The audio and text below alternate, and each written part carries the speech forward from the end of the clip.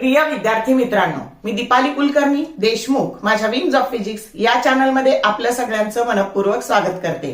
आपण सीईटीच्या परीक्षेसाठी PYQ series सुरू केलेली आहे आणि त्याच्यामध्ये आपण आता आपला 11वीचा मागच्या वर्षी इंट्रोड्यूस झालेला चॅप्टर वेक्टर हा बघतो आहोत, त्याचा पार्ट फर्स्ट बघतो आहोत।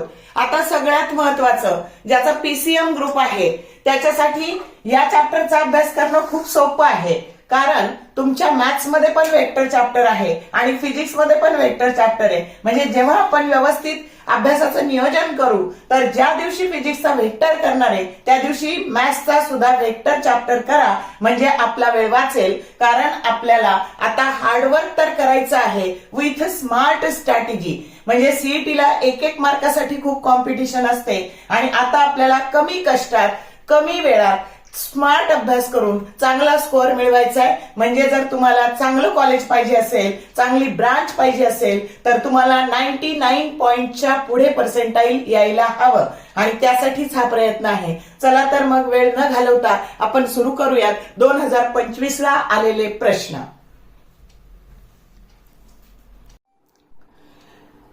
प्रश्न असा आहे बघा, what is the linear velocity if angular velocity vector omega that is equal to 3 I cap minus 4 J cap plus K cap and radius 5 I cap minus 6 J cap plus 6 K cap। तर option A दिलाय -30 I cap minus 13 J cap minus 38 K cap, बी दिलाय 8 I cap minus 10 J cap plus 7 K cap, C -18 I cap minus 13 J cap plus 2 K cap, D दिलाय -2 I cap -2 J cap -5 K cap। आता बघा, एक type याचा जर तुम्ही चांगला केला ना तर तुम्हाला कुठल्याही वेक्टरवरचा ह्या पद्धतीचा प्रॉब्लेम सोडवता येईल, पण त्याच्याकरता तुम्हाला वेक्टर प्रॉडक्ट माहित असणं आणि त्याचा सिक्वेन्स माहित असणं गरजेचं आहे। आता आपल्याला लिनियर व्हेलॉसिटी काढायची आहे आणि त्याचं इक्वेशन लिहिताना कसं लिहितात तर vector omega cross vector R. आता ओमेगा क्रॉस आर लिहिलं की आता त्याचा काय सोडवावा लागेल, आपल्याला डिटर्मिनंट सोडवावा लागेल। आय कॅप जे कॅप के कॅप इथे येईल बघा 3 -4 1, इथे येईल 5 -6 6 आणि डिटर्मिनंट सोडवायचा।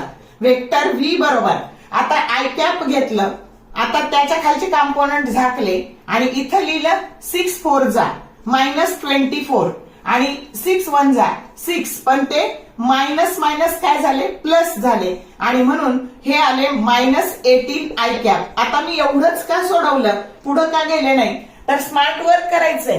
-18 I cap वाला इथे एकच ऑप्शन आहे, तो आहे सी वाला ऑप्शन, म्हणजे उत्तर मिळालेलं आहे। पुढे जायची गरज आहे का? सगळ्यात महत्वाचं सीईटीच्या परीक्षेमध्ये असतं टाइम सेव्हिंग टेक्निक, ज्याला वेळ वाचवता येतो आणि जास्तीत जास्त बरोबर प्रश्न सोडवता येतात त्याला सक्सेस मिळतं। आता मी पुढे सोडून दाखवते तुम्हाला, मला उत्तर मिळालेलं आहे सी ऑप्शन। तर -J cap आपण घेतो इथं। आता हे -J cap याच्या खालचे कंपोनंट झाकायचे, 6 3 जा 18 मायनस, आता हे झाले बघा J cap 6 3 जा 18 आणि हे मायनस झाले तुमचे -5 1 जा 5, तर हे झाले 5। आता प्लस के कॅप घ्यायचं आणि त्याच्या खालचे कंपोनंट झाकायचे -18 आणि हे -+20 आणि आता वेक्टर मिळालेला आहे -13 J cap आणि इथे आले +2 K cap, की जो तुमचा करेक्ट ऑप्शन सी आहे। समजलं? तर जर इथं पहिले 2 -18 दिले असते तर हे पुढे सोडवायचं, जर -18 I cap एकच आहे तर पुढे सोडवायची गरज नाही। आता मी तुम्हाला काही वेक्टर सांगते की जे ह्या पद्धतीचा प्रॉब्लेम आला तर तो असा सोडवायचा। तुम्हाला कदाचित टॉर्क कॅल्क्युलेट करायला देतील, त्यावेळेस आर क्रॉस एफ आलेले आहेत, असे नीटला प्रश्न आलेले आहेत। मॅग्नेटिक फील्ड मधला टॉर्क जर दिला तर magnetic dipole movement into magnetic induction असं असेल। इलेक्ट्रिक फील्ड मधला टॉर्क असेल तर तिथं असेल electric dipole movement into electric intensity. Angular momentum calculate करायला आलेला आहे, तिथे येणार आहे आर क्रॉस पी येणार आहे. समजलं का?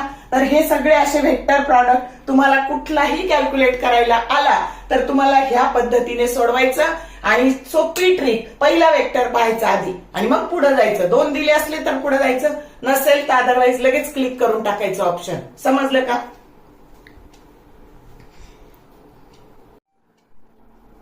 बघा प्रश्न असा आहे, given vector A that is equal to 2i cap minus 3j cap plus k cap and vector b that is equal to 3i cap plus j cap minus 2k cap and vector c that is equal to 3i cap plus 2j cap plus k cap, then into bracket vector a plus b bracket over dot vector c will be option A 10, B 12, C 18 and D 20. आता सगळ्यात महत्वाची गोष्ट, याला carry करताना आहे ना, तुम्ही rough work करताना आहे ना, हे व्यवस्थित कॅरी करा.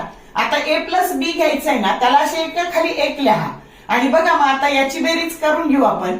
मग ती काय आली तर 5i कॅप आली, मायनस 2j कॅप आली इथे आणि मायनस k कॅप आली. ओके.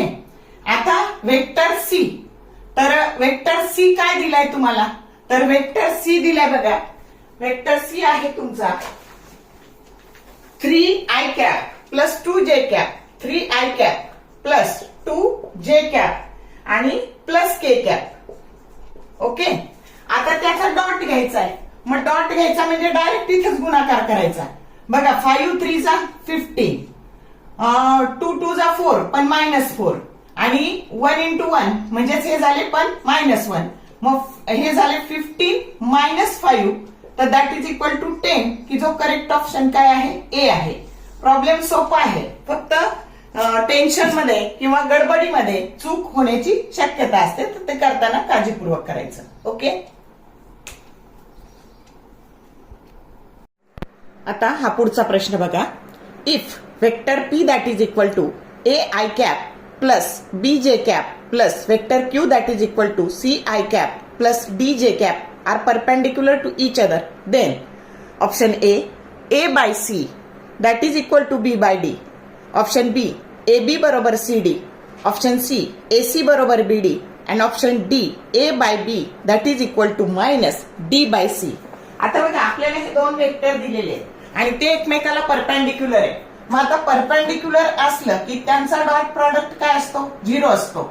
मग आता हा डॉट प्रॉडक्ट घेताना आपण vector P dot Q that is equal to काय घेणार आहे, तर आता हा 0 आणि 0 बरोबर याचा आणि याचा गुणाकार एसी आणि याचा आणि याचा गुणाकार म्हणजे आयच्या कॉम्पोनंटचा गुणाकार आणि जेच्या कॉम्पोनंटचा गुणाकार म्हणजे AC plus BD that is equal to 0. मग आता देअरफॉर एसी बरोबर काय झालं, मायनस बीडी झालं आणि म्हणून A by B that is equal to minus D by C. किती सोपं आहे, समजलं का? हा करेक्ट ऑप्शन काय आला मग तुमचा, डी आला. ओके. तर ह्या पद्धतीने तुम्हाला फक्त एक कॉम्पोनंट बदलले जातील, अदरवाईज प्रॉब्लेम रिपीट होऊ शकतो. खूप सोपं आहे.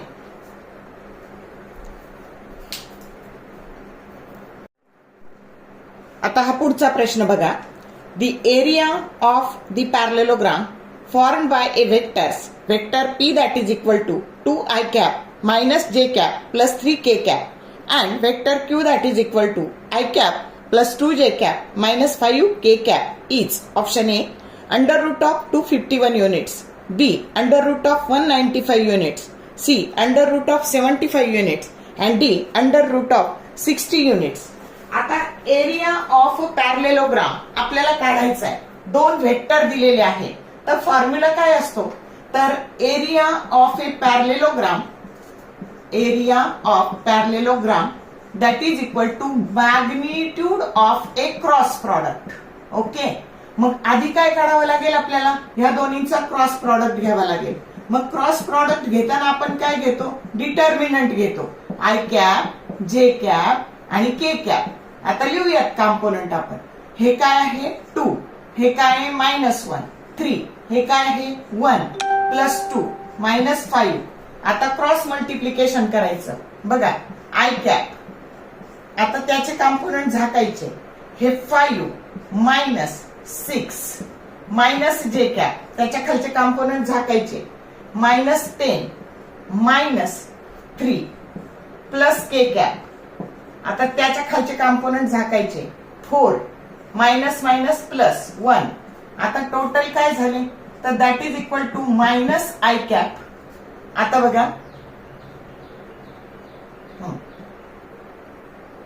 5 minus 6 minus 30 minus minus plus 30 K cap आणि हे झाले 5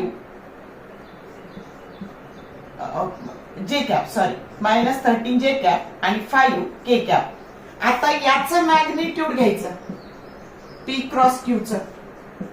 आता बघा अंडर रूट ऑफ -1 चा स्क्वेअर 13 चा स्क्वेअर प्लस 5 चा स्क्वेअर. आता 1 चा स्क्वेअर 1 13 चा 169 आणि 25. आता करूयात बेरीज. 169 plus 26 5 9 195 that is equal to 1 under root of 195 unit. That is the answer. समजलं कसं सोडवलं. किंमत बदलू शकते पण टाईप तोच राहील. जेव्हा जेव्हा तुम्हाला दोन वेक्टर देतील एरिया ऑफ पॅरलेलोग्राम विचारतील तर ह्या पद्धतीने सोडवायचं आहे. समजलं का की हा आपला जो करेक्ट ऑप्शन आहे तो करेक्ट ऑप्शन बी युनिट आहे. B unit.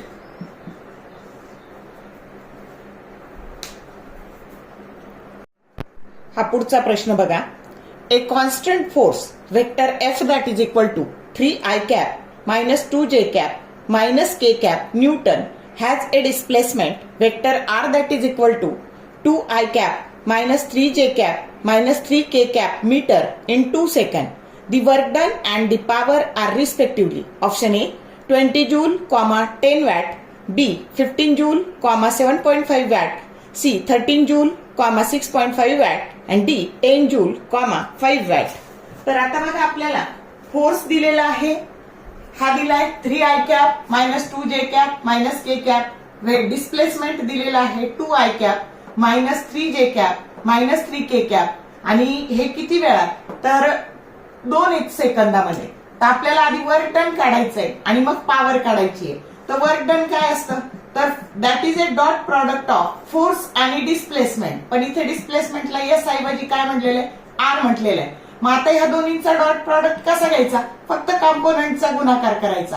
3 2 जा 6 त्याच्यानंतर मायनस मायनस प्लस 6 3 2 जा परत 6 आणि परत 3 1 जा 3.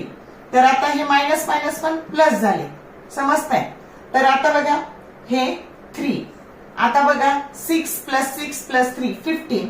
आता वर्क डन 15 जूल आणि पॉवर बघा work upon time time rate at which work is done 15 divided by t2 second आहे म्हणजे 7.5 वॅट. समजलं. म्हणजे करेक्ट ऑप्शन काय आला तुमचा डी. काय 15 जूल आणि 7.5 वॅट. पण बाळांनो सीईटीला वेळ खूप महत्वाचा असतो आणि त्याच्यामुळं आधी फक्त वर्क डन काढून घ्यायचं आणि ऑप्शन पाहायचे. 15 वाला एकच ऑप्शन आहे. मग हे करायची गरज आहे का कारण सीईटीच्या परीक्षेत सेकंद आणि सेकंद तुमचा महत्वाचा असतो आणि त्याच्यामुळं तुम्हाला वेळ वाचवण्याला खूप सारं महत्व आहे. कळलं का मग. तर या पद्धतीने सोडवायचं. व्हॅल्यू बदलतील इथं फक्त पण टाईप तोच राहील कारण पीवायक्यू 100% रिपीट होतात आणि म्हणूनच आपण व्हिडिओ बनवतो आहोत.